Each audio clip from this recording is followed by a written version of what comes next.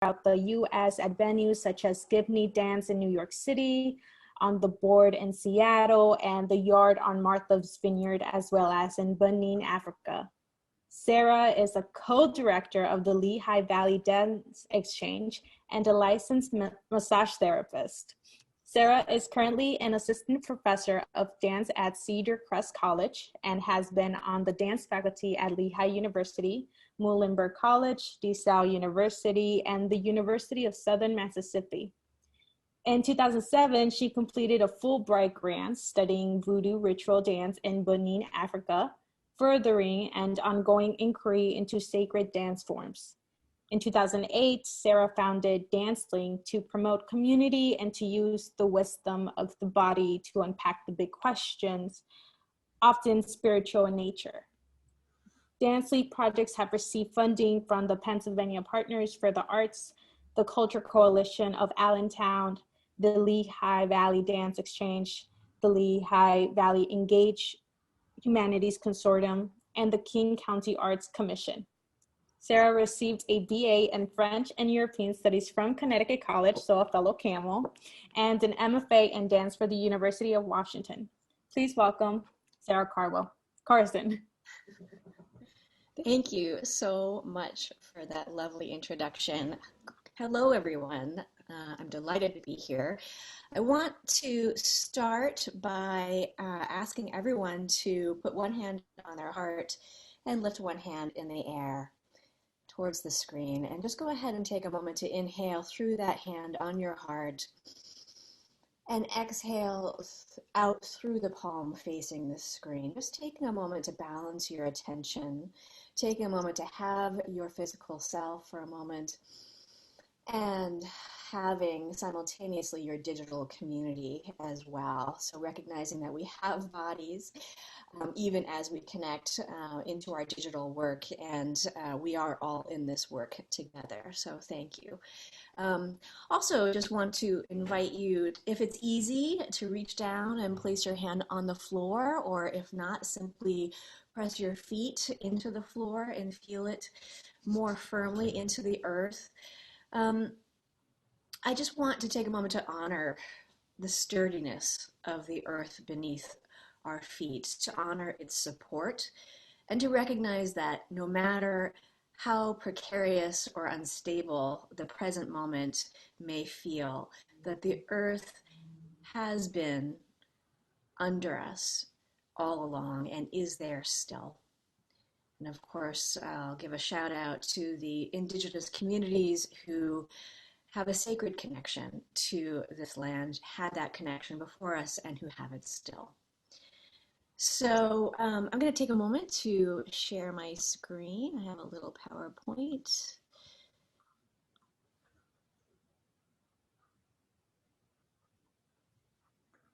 Great. Can you all see that? Wonderful.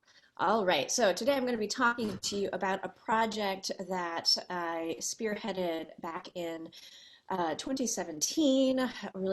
Creative work began in 2016, so almost 4 years ago. A project called What Lies Within, Dancing with Race and Identity. And this project, is this going to let me? Oh, here we go. This project was a collaboration between DanceLink, my dance company, and Basement Poetry. And so it was really a mix of movement and spoken word. And it premiered in February of 2017. And we're going to have a chance to take several excerpts, take a look at excerpts of that work. Before, I want to just give you a little bit of context, just a little bit more information. You just heard a whole bunch about me via that lovely bio. But, you know, just to revisit, I'm a dancer, a choreographer, a dance educator, and of course, a Connecticut College alum, class of '94. After Con, I went to New York City and danced for 10 years. You heard some of the people that I worked with there, danced and choreographed. And then I went to the University of Washington to get my MFA in 2005, my MFA in dance.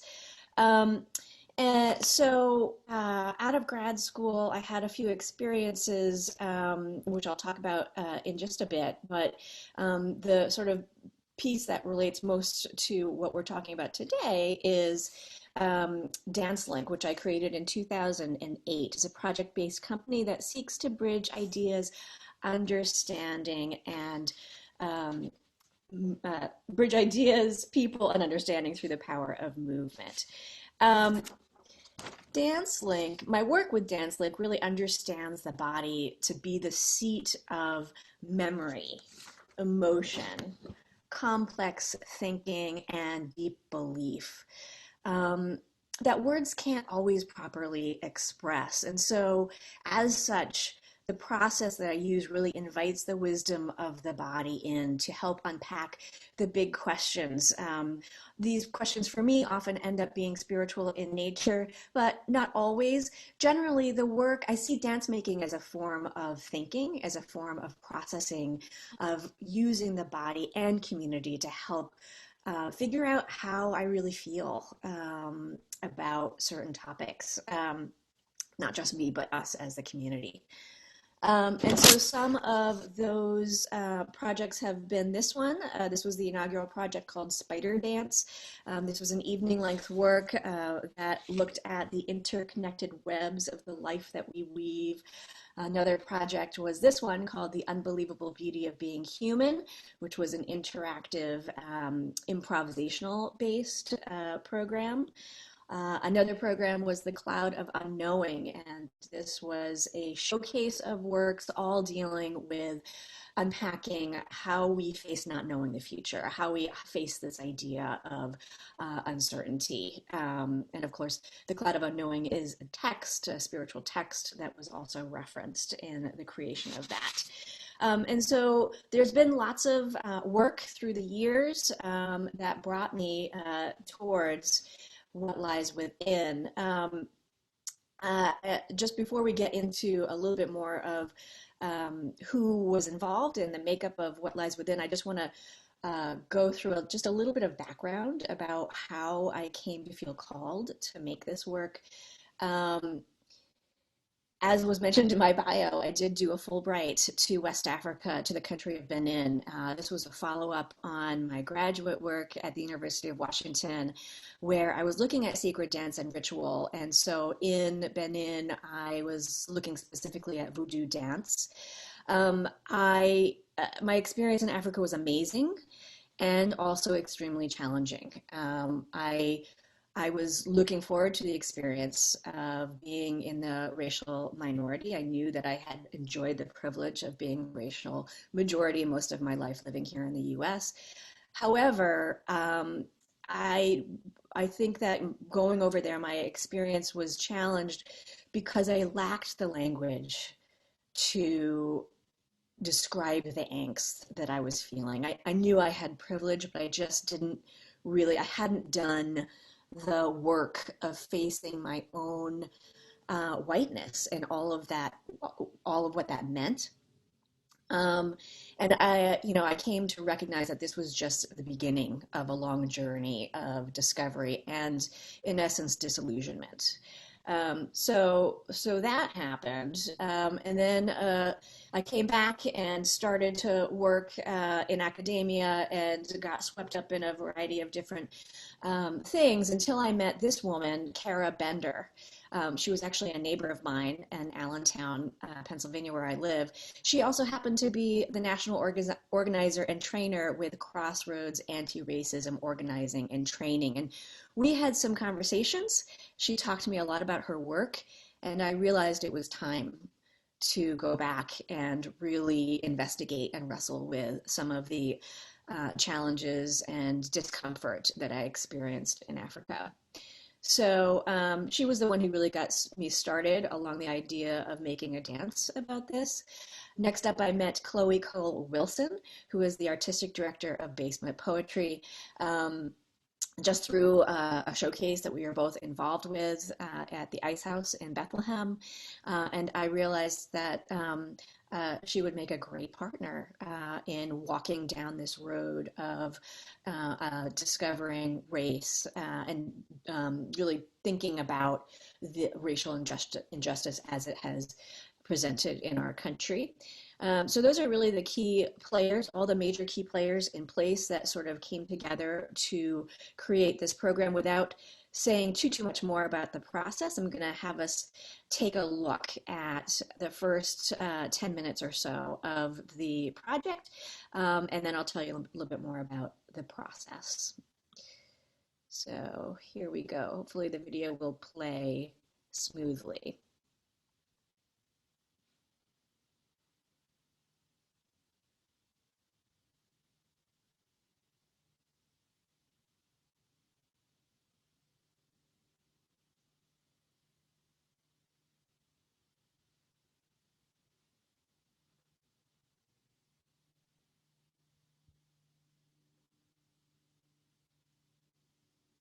Racism.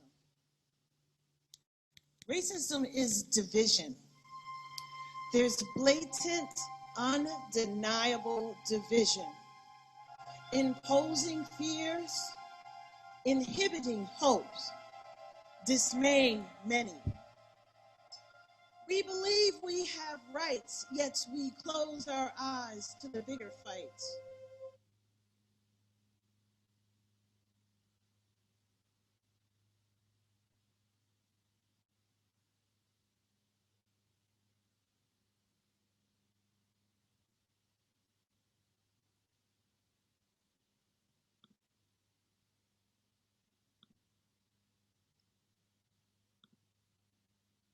To the bigger fights, separating and preventing us to unite, causing much static and interference on, with, and throughout the fabric that we are made of, exercising our rights to remain in denial.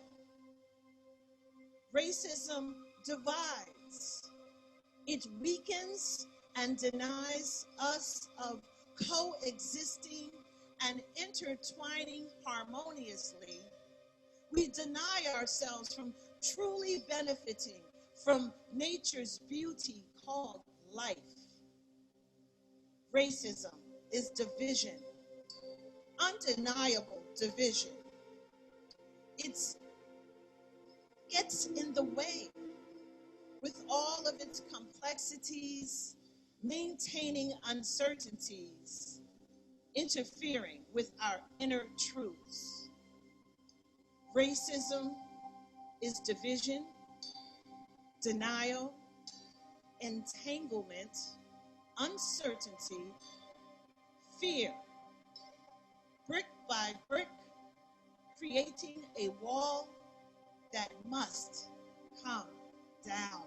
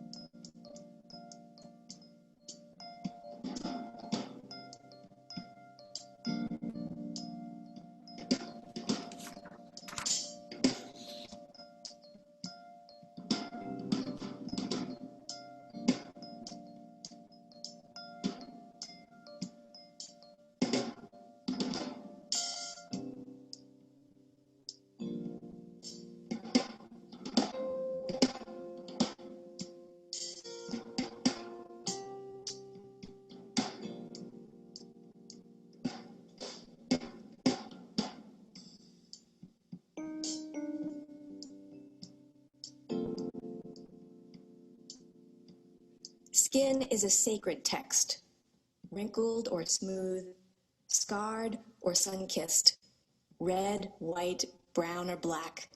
We read it implicitly, without question, and it speaks volumes before we even open our mouths.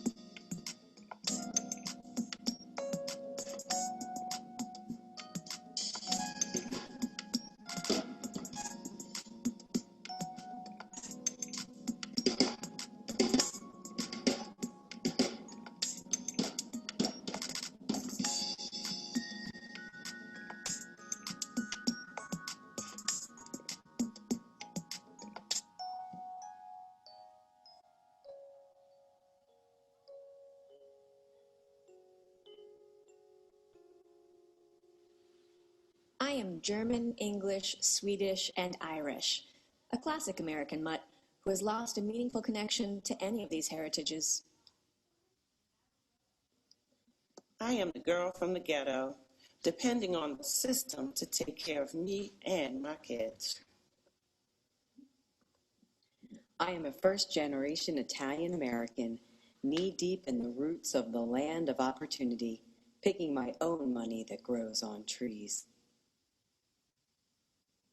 I am the sight of any ordinary, brown, wavy-haired girl who either gets mistaken for another or seen places I have not been. I am Black. Today, if I go to Chicago or Baltimore, I might not come back home alive. To the police system, I'm racially profiled as a crook, a drug dealer, and someone in the darkness who takes people's bodies to thrive. I am pretty enough to be noticed, bland and generic enough to be forgotten. If you walk into a busy suburban Starbucks or a downtown wine bar, you might see me 6 or 7 times over. I am Puerto Rican. I am the result of one culture forcing its influence upon another until there is nothing left of the original but bones. I am a Black woman carrying a head full of knots, constantly being denounced at the hair cuttery.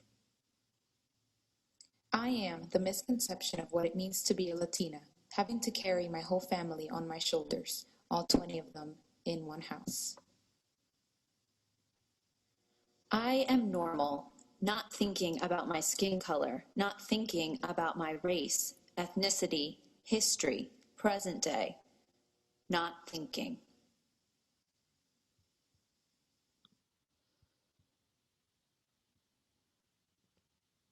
All right, we're going to stop it there. Oh, whoops. Okay, let me get back there.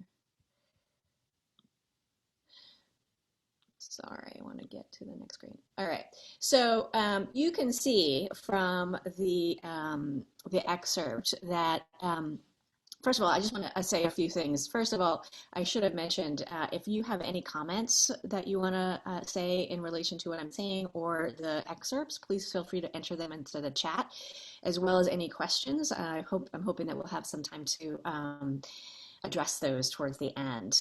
So feel free at any time to enter those. So what you saw was the first 10 minutes of the project. As you can see from the footage, it was performed at the Bethlehem Ice House, which is an old ice house that has been readapted and made into a theater. We rolled out a Marley floor. Those dancers and choreographers among you, I'm sure, would be like, just so cringing to see all the wrinkles in the Marley. It was just a borrowed old floor that was donated, and we couldn't get it to lay flat. So bare bones production. My brother was our lighting designer, but as you can see, What Lies Within really was committed to tackling the idea of racism head on. And the process was really one of communal sharing, soul searching, listening, creative writing, and just moving together. And at times this was really cathartic and healing, and at times this was emotionally wrought and tense and uncomfortable.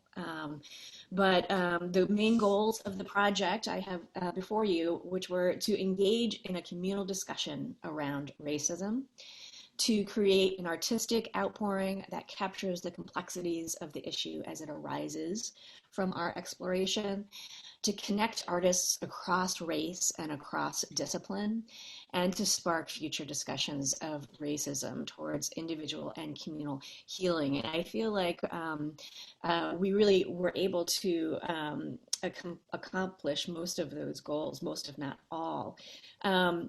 The funding that we received came from various partners in the area, the Lehigh Valley Arts Council, which was a conduit for the Pennsylvania Partners for the Arts. Cedar Crest College gave us studio space to rehearse in, and the Ice House Tonight series presented us.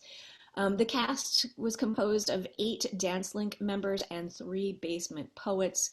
The poets moved. The dancers wrote poetry. We were all very interconnected and interwoven in our creative tasks. And you got to see each individual member of the cast in that last little snippet in the spotlights. So we really tied in, or tried to feature a little bit about where everyone was coming from, and to really tap into that diversity and those perspectives, the uniqueness of each of their perspectives. Deirdre Johnson was a member of the cast. She was is a basement poet. She's a playwright, poet, performer, and she is with us here today. Deirdre, thank you so much for being with us. I'm going to give her a chance to share a little bit about her experience being a part of this project. The poem that started the work, Racism Is, was written by Deirdre, and we co-wrote a poem that will end this next excerpt that I will be showing you on parenting. And so we'll also get a chance to talk a little bit more about how it was to write and deliver that poem.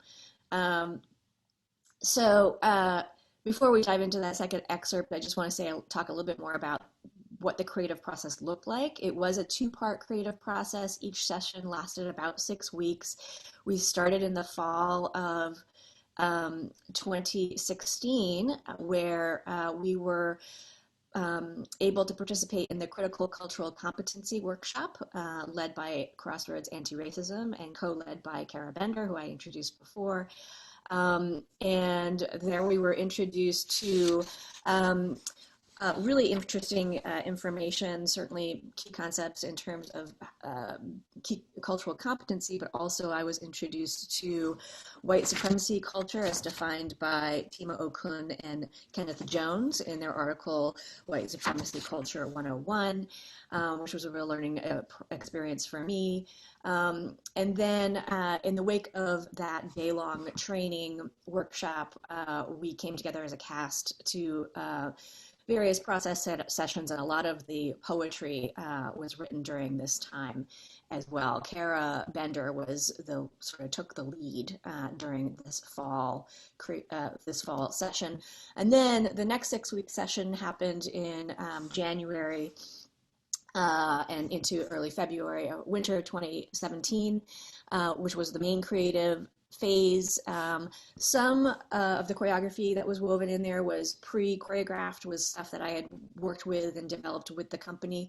Some of it was created during this main creative phase as a joint structural development between the poets and the dancers. And we also were fortunate enough to work with live musicians, Mo Durant on the drums and Vernon Mobley on the keyboards, and all of the music that is a part of the project is original and was created during the process. So let's go ahead and delve into another excerpt.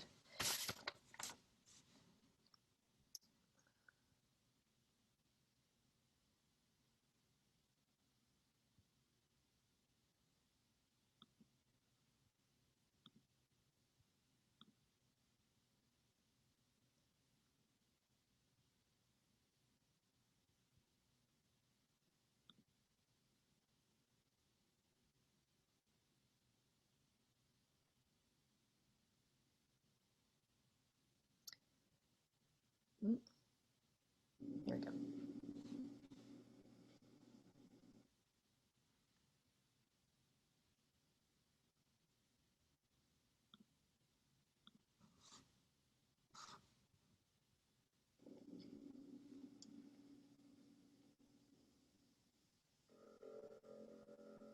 My job requires me to take photos sometimes.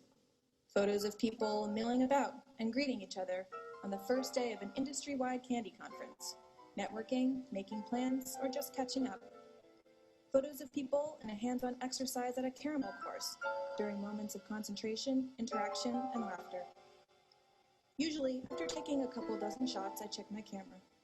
Oh shit, all white people. Gotta go look for someone black, Hispanic, Asian. My quest for a diverse photo album becomes a top priority. Where the hell is Abdoulaye? I swear I saw you walk by a second ago, Zhao Yang. Damn it, Rich. Can you move to the left a little? You're blocking my hash. When I started this job and began using archived photos in my work, I noticed a lack of racial diversity and decided I wanted to help change that going forward.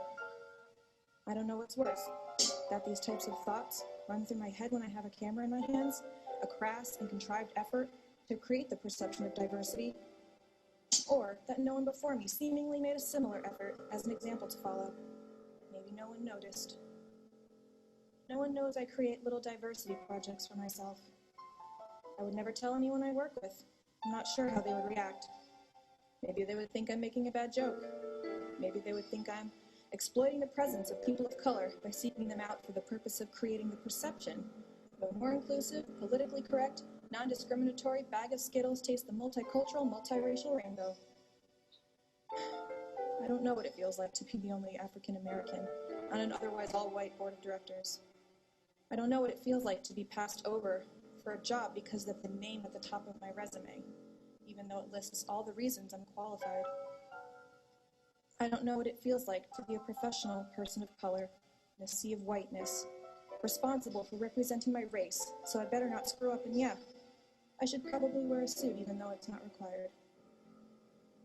I don't know what it feels like to be the next person in line called to receive my certificate of completion, and the announcer can't or won't even try to pronounce my last name because it's too long, and she didn't review the list and ask me beforehand how to say it correctly. So instead, she just makes a joke about not even trying to pronounce this one, because she'll probably just mess it up. Ha ha ha, fake smile. I don't know, and I won't ever know. But when I take your picture, I'll simultaneously feel satisfied at being one step closer to completing my little diversity project in my head, and guilty that I created the project for myself in the first place. I'll feel grateful that you're there, a blue M&M and a bag of mini marshmallows. I'll feel embarrassed to be surreptitiously following you around, trying to catch you looking interesting, because at some point, I'll be needing a non-white face to make my digital flyer more diverse looking. Because, you know, marketing.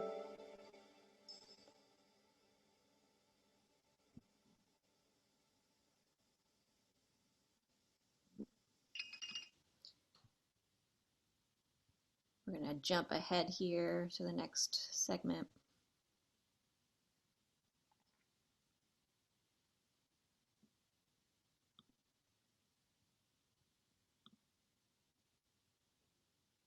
Still, peace, be free.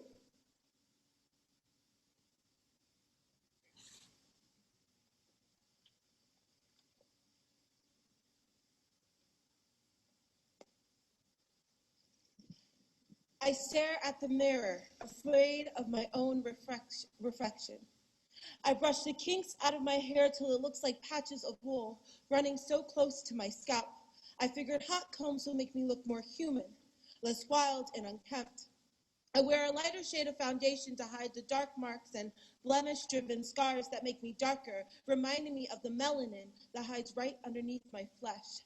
The cold tap water will wash away the makeup, and I will continue the ritual that makes me look like my Eurocentric counterparts the next morning. I pray they don't catch me. It's easier for men to comb their fingers through my straightened locks. Neat is sexy to men. I used to think that my body was a misconception of what humans should look like. Too many curves, skin too dark, hair too thick. My body becomes too lucrative. I stand in front of white walls and white bodies. I compare the differences and find clever ways to copy and paste everything I like. So I highlight and contour and shape and rearrange my body. They say dark skin always commands too much attention. We're always silenced with the words all and inclusive, constantly divided by our too much black or our too much culture or our too much different. We are never embraced when needed. My beauty is in the eyes of myself. I have no beholder. There is no one person who decides if I'm beautiful. I am the beholder of my fierce, blessed beauty. My body, for years, has been a walking apology for being black. And now I will never forgive myself for assimilating. Now I will never conform. My black is beautiful and always been. My thick is beautiful and will never stop. I had once wanted to look like one of those Elle magazine models, pale, thin, and absolutely gorgeous. But lately, I've been realizing that I need to take ownership of this body and run it to the ground, smiling and feeling beautiful all at the same time.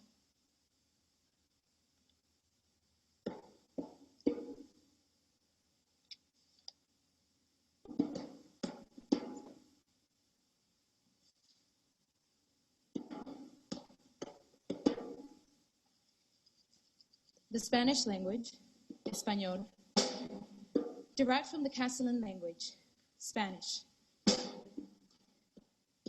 spoken by all of the people who speak Spanish. However, it uses different anecdotes unique to different cultures. This language has a vast array of words that it uses to describe skin color. For example, blanco. It translates to white. And in conversation, it's used to describe someone of a lighter skin complexion. It's used in Spanish-speaking countries to describe people who are not of the Caribbean and South American skin tones. Trigueño, mestizo, indio. All part of triculture, indigenous, African, and Spanish. A compliment, but also at times a descriptive word when neither morena, black, or blanca, white, seem to completely describe the skin tone. Negro. It translates to black. It's used in communication with someone of a darker skin complexion. Unfortunately, because of language and cultural differences, it can be difficult to think of calling someone negro as endearing. So it's not translated directly. In the island of Dominican Republic, the name is used as an example, as an affection towards a loved one. It's a compassionate word that unites and brings forth love. We can get there. Don't let skin divide grow so grand that regardless our culture, we drive each other apart on basis of what's preferred over another. How can we stand for equality when we segregate our own selves?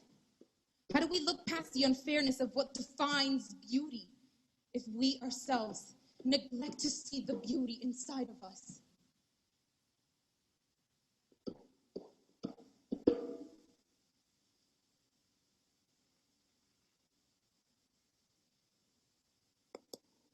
I'm sorry for everything that we have stolen from you, for taking your husbands, your wives, your cousins, your children, for taking your money, your freedom, your bodies. I'm sorry that we did not stop there. I'm sorry that it is 400 years later and we still haven't curbed this impossible hunger. I'm sorry that we use your culture to shame you, to lift us up, to make us different, to shame you. That we pick and choose what is cool, what is not cool, what we'll tolerate, and what needs to be silenced. I'm sorry we made you think you need to change it, straighten it, or clean it up.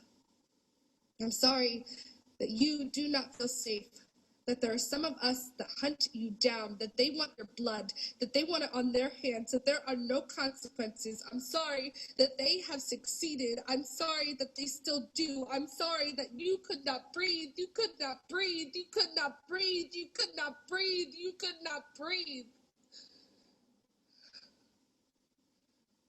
I'm sorry that we fetishize over your babies, that we kill your babies. Your babies, I am so sorry for your babies. I'm sorry that some of us still feel uncomfortable when you walk into the room, on the street, on the plane.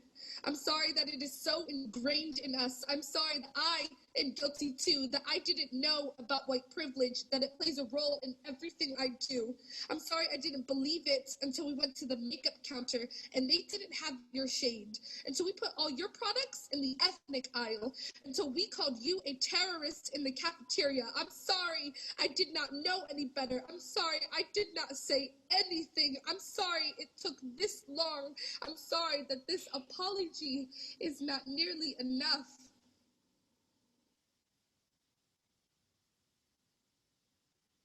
I'm sorry that this apology is not enough. I'm sorry that the supremacy of whiteness invites me to believe that somehow I'm superior to you, that I am more deserving. And it justifies the way that this world is built to protect and serve and cater to my needs. I'm sorry for the ways that I believe those lies, and I remain silent in the face of the truth, in the face of your pain, in the face of my own dehumanization. I have been used in the service of war and violence and corruption, used in the service of capitalism, greed, and consumerism used in the service of genocide, displacement, and gentrification, used to justify separate and unequal realities in housing and jobs, education and healthcare. And I'm angry that I'm told that white supremacists are only the KKK and the alt-right. I'm angry because I'm called one of those good ones. Because then I believe I'm off the hook. I'm not responsible. I'm not affected. That is why I commit to showing up and speaking out, moving through discomfort, sitting with discomfort, living into discomfort. That's why I commit to building partnerships of accountability with communities of color, giving them veto power, stepping up in service of their vision. That's why I commit to talking to other white people, thinking critically, calling us all into a new imagination, a new identity, a new us.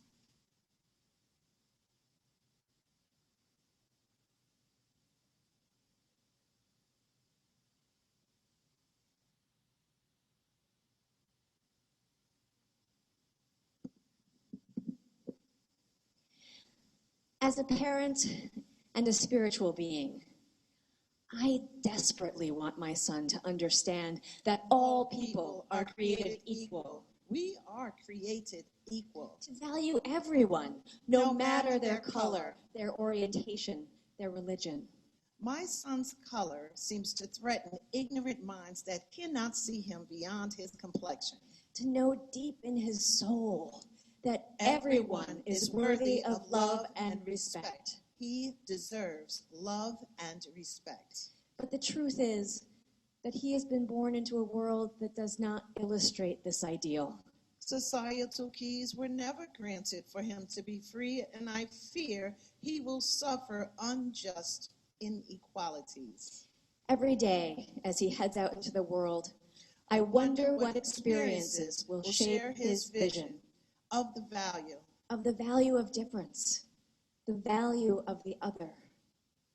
My son is only 5. My son is 18. Clearly, he is still very much in formation. People say my son sees no color, but he has been raised to quickly identify ignorance and to move away from that. I don't know how much he's even absorbed the construct of race and racial difference. His color threatens ignorant minds. So I do know that while there are several Black, Hispanic, or mixed-race students, most of the kids in his preschool class are white.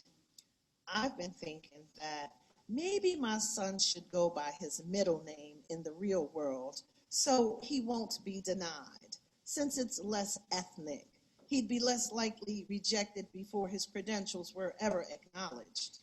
I cannot protect him from the privilege that will shape his perspective. I have defended my son when I saw any inequality being pushed on him. With his white skin, I have the luxury of not worrying that my son will at any point be negatively judged simply by the color of his face.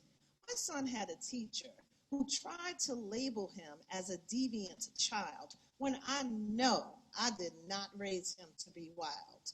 From the teacher to the Board of Education, many learned that this mother was not having it. This mother gives a damn and will make noise if I see anyone putting my kids in a bag of negativity.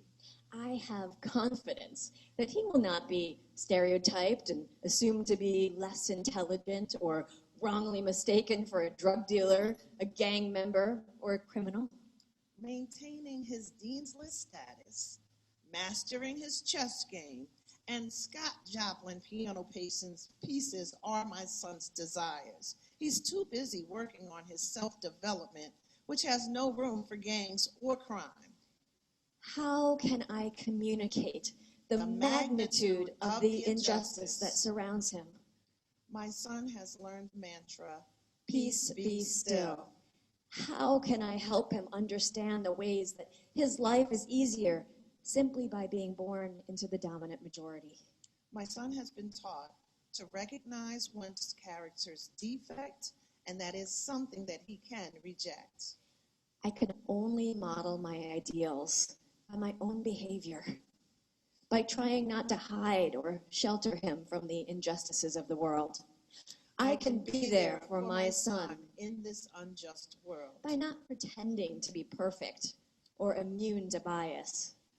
I can teach him not to be discouraged by exhibiting awareness, apologizing for every misstep and microaggression, to remind my son to stay alert and stay alive, aim high and strive hard to reach his full potential, have a slice of the American pie, and enjoy. By moving towards discomfort and taking responsibility for a system that I did not create, but from which I benefit every single day. To remind my son that there's peace in stillness, and that peace is free.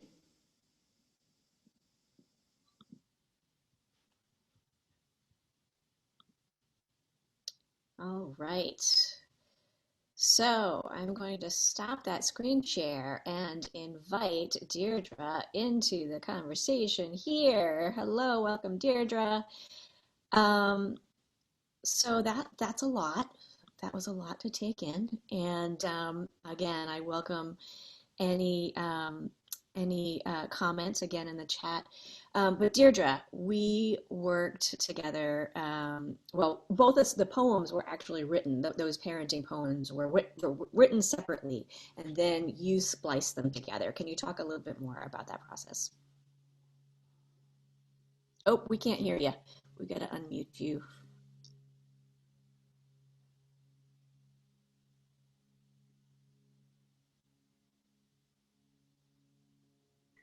There we go. Hi, yes. So yeah, on the parenting piece, there's similarities, of course. As a parent, we only want the best for our children, and yet it's so unfortunate that the society that we're in, we still have to have these extra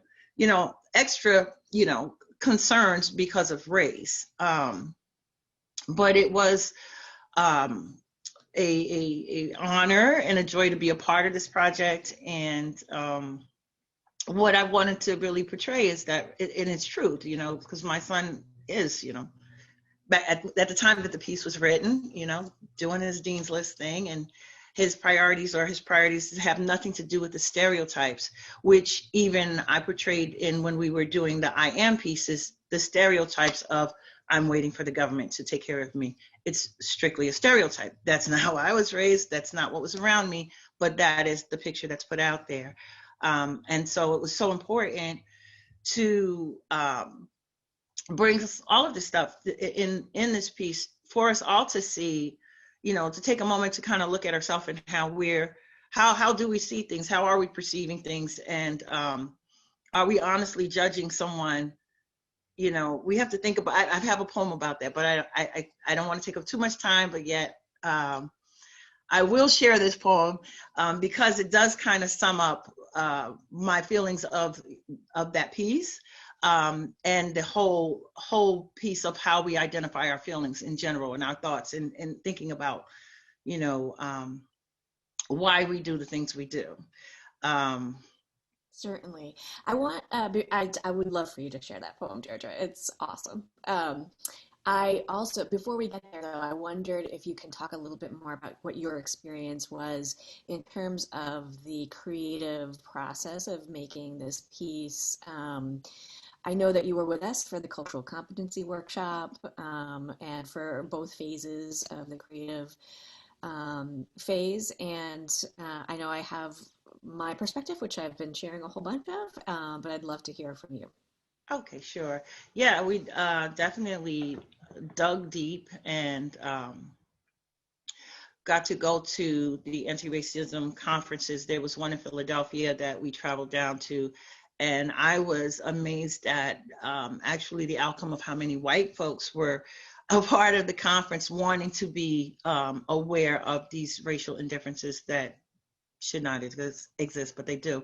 And then we also had another conference that I attended that I believe was at the Ice House, was another crossroads, and really exploring the, as one of the facilitators there described, the baked in racism that we're so, some folks are not even a bit conscious of it because it's just so normal to them. So for me, it allowed me an opportunity to dig even deeper and really try to find a way to unapologetically say that, hey, you know, I'm a woman of color and there's all this flavor in the pot, and I am whole in myself. Like I don't have to assimilate, try to be someone else in order to be accepted. And just in going through all of the writing workshops, and I'm now Deirdre Van Walters, formerly Johnson. I was Johnson in the play, in the piece. That's okay. I'm with Chloe is our artistic director. I'm currently the president of Basement Poetry, and we often will address societal ills. Racism's way up there on top of the list. So it was just, you know, it was refreshing for me, because a lot of these things are things I know, you know, I have to deal with it every day. And it's refreshing to be able to speak those truths in an environment, working with dance and music. We've covered every piece of universal language you could cover. So if you didn't even speak English, and didn't understand the words in English, you'd see the movement, you'd hear the music, like all of it all worked together to wake your heart up and wake your mind up, and to see that there's more unity, there's more in common than a simple superficial skin color. So those things were really fulfilling and inspiring to write more things. And hopefully it's a piece that I think that should continue to be shown.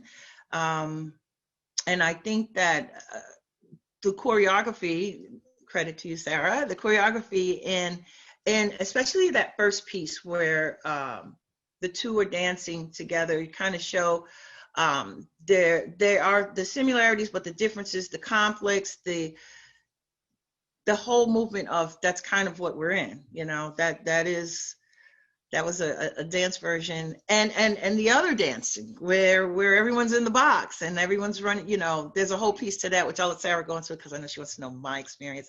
But it was just really refreshing, and it was like nutrition for the soul, to know that there are people out there, there are organizations out there that want to put a magnifying glass and really look and see and show and reveal, because that's the first step in any of us fixing anything, is to, one, acknowledge that there's a problem, acknowledge that racism does exist, you know, and to be able to acknowledge and digest that, then we can start doing something about it. I love that expression, nutrition for the soul, because I do think that for me, even in rewatching this, but certainly in performing it, this was so cathartic to like say the things that are so often left unsaid. We're tiptoeing around it, our white fragility. And even before you mentioned, you know, just like being mindful and about all the people who are just blind to what's going on. It reminded me of a phrase of another sister of mine who is in this work with me. She says, "Whiteness is the water in which I swim." And she's a white woman, and she's like, that's why it's so hard to see. And it's like a struggle to understand, oh, like there's water that I'm like, this is stuff that doesn't have to be this way. Right. And it's really, really hard to to recognize a lens that we've been trained to see through most of our lives. Not an excuse, but it's just like, it's got to change. It's got to change. So I've been informed we have 15 minutes left to our session.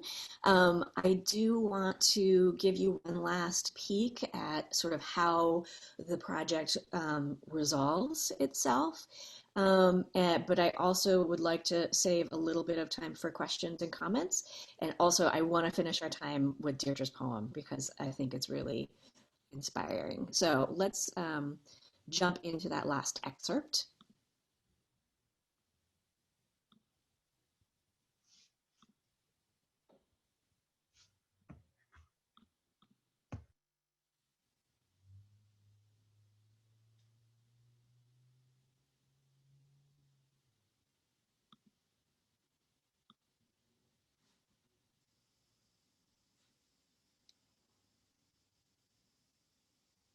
I am a recovering born-again Christian who once praised Jesus with abandon, but now believe God is bigger than any one religion, and that there are many paths to spiritual fulfillment. I am a walking melting pot, simmering sweet, deep, and meaningful scents, adding a warm fragrance to the air we breathe. I am salty sweet potato chips with a chaser of dark chocolate, shared across a table of childhood stories, the taste of trauma mixed with triumph. I am the taste of a huge pizza pie fresh out of the oven with a little too much melty gooey cheese, but just the right amount of crunch on the crust. I am brown, I am loud, I am proud. I am ordinary and exceptional. I am fearless, terrified, confident, and doubtful. I'm a mess and I'm at peace. I'm a loser and a liar and a badass and an ally. I am an intricate, complicated human being, flawed and beautiful, just like you. I am more than a checkbox on a list of hand-picked identities. I am a proud medley, a fusion of Caribbean, African, European, and American. I am the beholder of my fierce, blessed beauty. I am the static shock that leaves a trace of diligence in my ethic journey, the lightning spark that you hear as I voice my Spanish vision. I am white, the skin that gives me generational advantages, whether I want them or not. I am the taste of my mother's shoe fly pie. I am a rich mixture The of touch of ingredients taste with that brings you out of flavor your and daily I am the cereal. retail hawk, I'm the sound of steady, wind chimes that are not strong, ordered, but radiates magically around come just true. above me as I raw run honey past. with some A grit. moment of eye I am. contact that stays with me for days.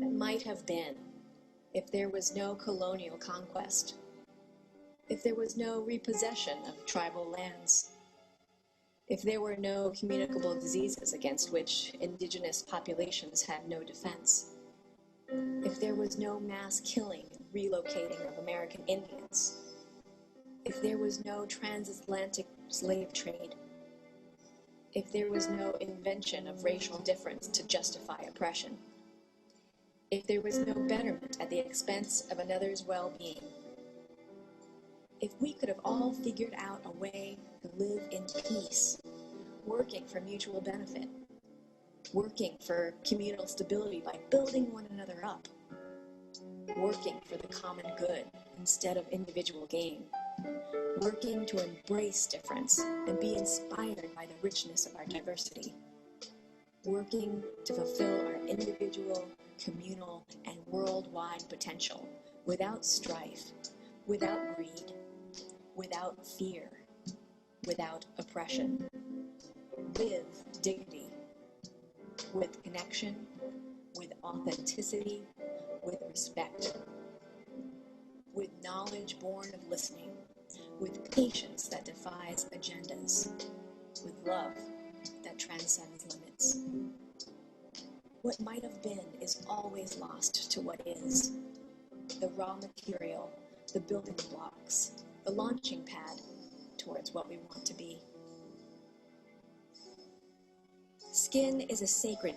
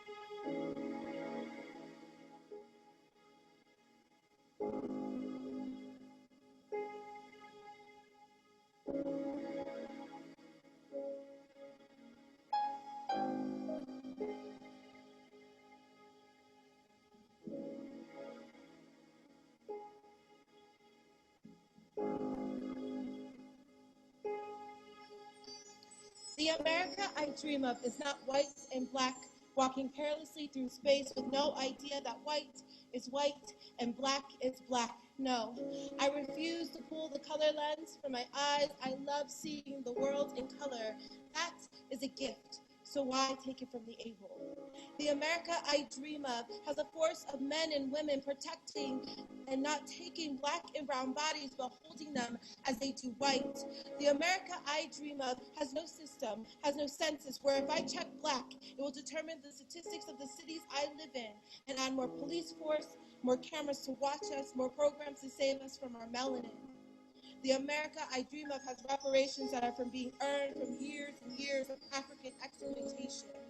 The America I dream of lets the beauty of language bless our street signs so that my Spanish-speaking Hispanic sisters and brothers can find their way home. The America I dream of lets women wear their hijabs without guilt, without slander, without wondering if there is a bomb placed on their chest. The America I dream of lets no one child, man, or woman become victims of war and environments they cannot control. We accept you with open arms and minds, hoping that you can develop this country with us. Welcome. You are safe here. I love all people.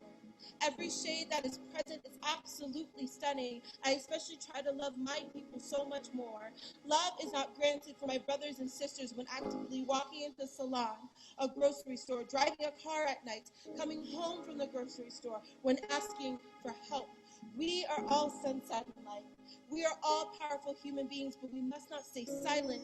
We must learn how to love one another fully, accepting skin as a sacred text, accepting culture as an opportunity to learn and grow together, bless each other with nothing but hope, praise each other for our survival, give thanks for the contributions we have all given to this land, walk amongst the protest for equality, and together we will all be free.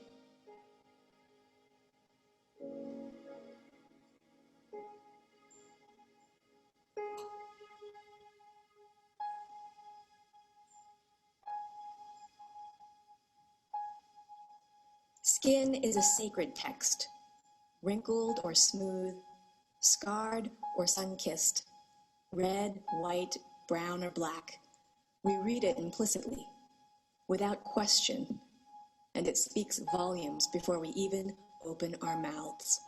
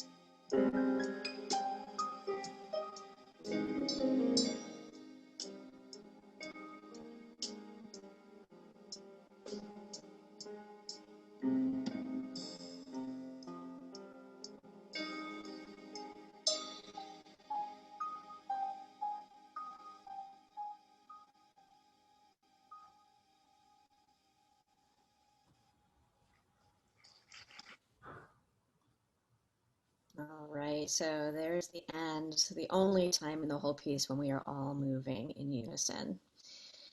So thank you so much for joining us for this presentation. I wanted to just take a second to share with you some of the takeaways that I had from, or that we had from this whole process. Project learnings. So I started this whole process thinking that I wanted this to be a journey that joined my brothers and sisters of all colors to understand race. Along the way, I realized that the white counterpart had a fair amount of white fragility to process, and that really should be processed in white spaces among other white communities.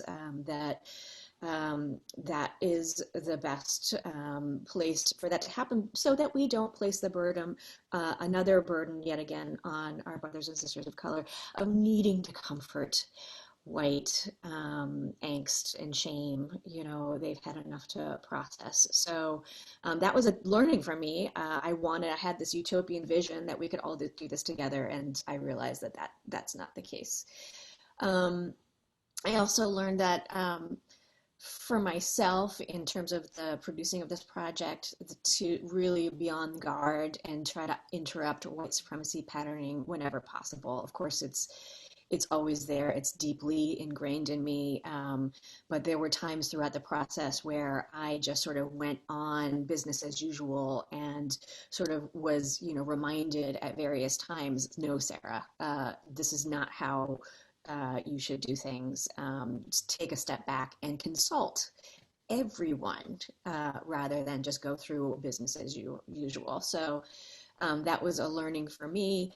Another big learning was perfect, which is a piece of white supremacy culture, perfectionism. Perfect is not what matters. That there were elements of this process that got messy, and I kind of beat myself up for it at the time, and kind of still do, because that's who I am. But that's not the point. And, kind of piggybacking on the heels of that, discomfort is normal. This is not going to be comfortable. And we actually need to, certainly speaking from the white community, we need, I believe, to get comfortable with being uncomfortable, because that's the only way forward. And with that, I will turn things back over. Let me stop screen sharing here to Del Marie. Thank you so much. Thank you so much, Sarah. Thank you, David, to be here also with us. Thank you, everybody, for being here with us. This was amazing. Sarah, I love the videos. I love the content. There's people that want to really watch all the videos, all the projects. That's why, we share your email with everybody on the chat, so everybody can go ahead and contact you for any questions, comments, and for the video. We also are asking people to please fill out the Google form, the survey. This is very important for us. We need feedback from you. So if you could please take a moment to do that before leaving, that would be great. Sarah, thank you again, and thank you everybody for being here with us today. Have a wonderful day. Thank you. Thank you so much, y'all. Thank you, Carrie.